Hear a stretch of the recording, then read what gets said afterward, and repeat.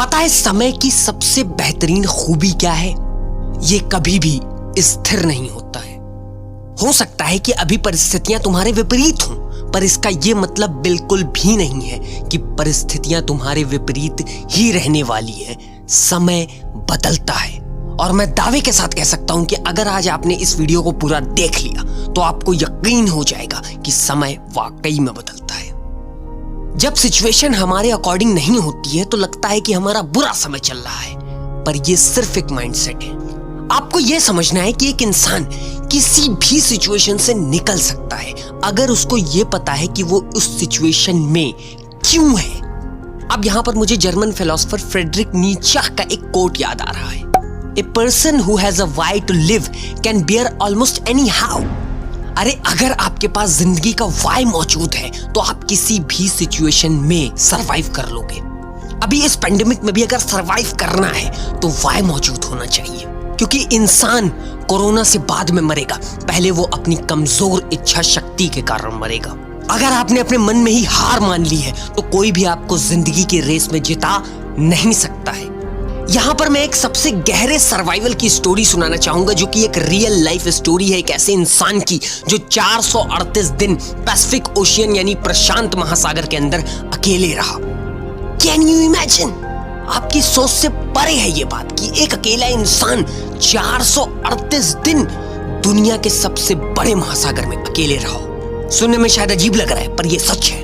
मैं बात कर रहा हूं जॉस सल्वाडोर अल्वारेंगा की, जो कि सल्वाडोरन फिशरमैन है, और वो इंसान दुनिया का अकेला इंसान है जो पैसिफिक ओशियन में 438 दिन अकेले जिंदा रहने के बाद में नॉर्मल जिंदगी पर लौटा है। पता है, आप इनकी कंप्लीट स्टोरी गूगल कर सकते हो, बट मैं इतना जरूर बताना चाहता हूं कि 2012 में अल्वारेंगा और उनके एक दोस्त ने मैक्सिको के एक तट के किनारे से अपना सफर शुरू किया था। उन्होंने एक बोट निकाली और मछली मारने के लिए वो और उनका दोस्त समुद्र में चले गए। भारी तूफान की वजह से बोट खराब हो जाती है और बोट के खराब होने के बाद में उनका कनेक्शन टूटने की वजह से अब जहां हवा और समंदर का पानी लेकर के जाएगा वहीं वो जाएंगे।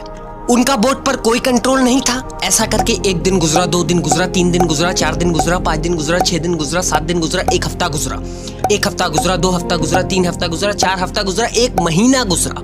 1 महीना गुजर गया अल्वारेंगा और उसके दोस्त को बोट पर अकेले जिंदगी बिताते हुए। अब आप यहाँ पर क्वेश्चन कर सकते हो कि यार वो लोग जिंदा कैसे थे, वो लोग क्या खा रहे थे, क्या पी रहे थे।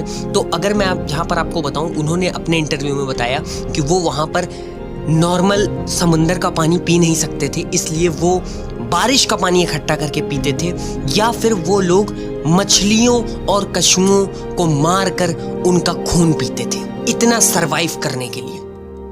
उसके बाद रात दिन गुजरता रहा, 2 महीना, 3 महीना, 4 महीना। 4 महीने के बाद में अल्वारेंगा के दोस्त ने हार मान ली।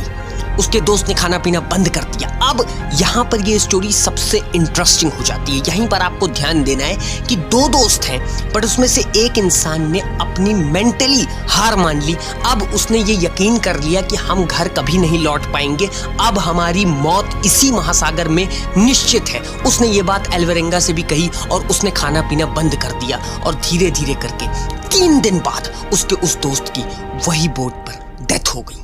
इस डेथ के बाद में अल्वारेंगा को बहुत बड़ा झटका लगा, लेकिन फिर भी अल्वारेंगा ने हार नहीं मानी। जो दोस्त शुरू से लेकर के 4 महीने तक अल्वारेंगा के साथ था, आज उस दोस्त ने भी उसका साथ छोड़ दिया, लेकिन फिर भी अल्वारेंगा ने हार नहीं मानी। यहाँ पर आप ध्यान दीजिए अल्वारेंगा के ऊपर क्या क्या बीत रही है, लेकिन वो हार नहीं मान रहा है। ऐसे ऐसे करके 4 महीना गुजरा, 5 महीना गुजरा, 6 महीना गुजरा, 7 महीना गुजरा, 8 महीना गुजरा, 9 महीना गुजरा, 10 महीना गुजरा, 11 महीना गुजरा, 12 महीना गुजरा, 13 महीना गुजरा, 14 महीने गुजर गए।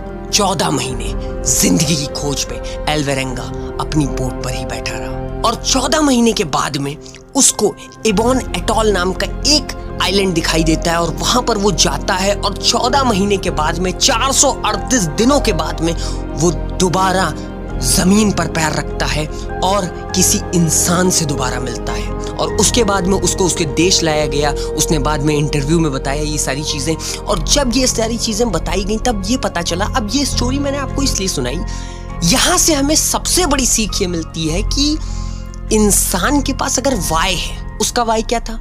अल्वारेंगा का वाई क्या था? अल्वारेंगा का वाई ये था कि मुझे जीना है, उसके पास जीना ही उसका वाई था।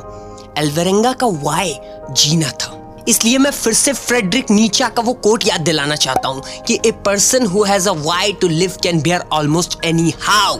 यस, अगर एक इंसान के पास व्हाई मौजूद है, क्यों मौजूद है, वो क्यों जिंदा रहना चाहता है, तो वो किसी भी सिचुएशन में कैसे भी करके सरवाइव कर लेगा।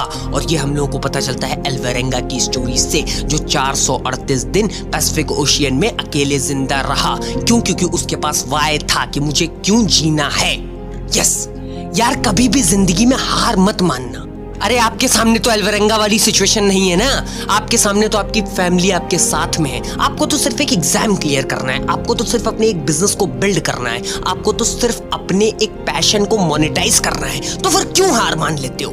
जब अल्वारेंगा 438 दिन पैसिफिक ओशियन में अकेले रह करके भी जिंदगी में हार नहीं मान रहा है, तो हम अपनी फैमिली के साथ रह करके ही अपने सपनों पर क्यों घुटने टेक दें? हमें भी हार कभी नहीं माननी है। तब तक काम करते रहो जब तक जो चाहते हो वो मिल न जाए। इसी के साथ B inspired and stay tuned with Mahi Khan.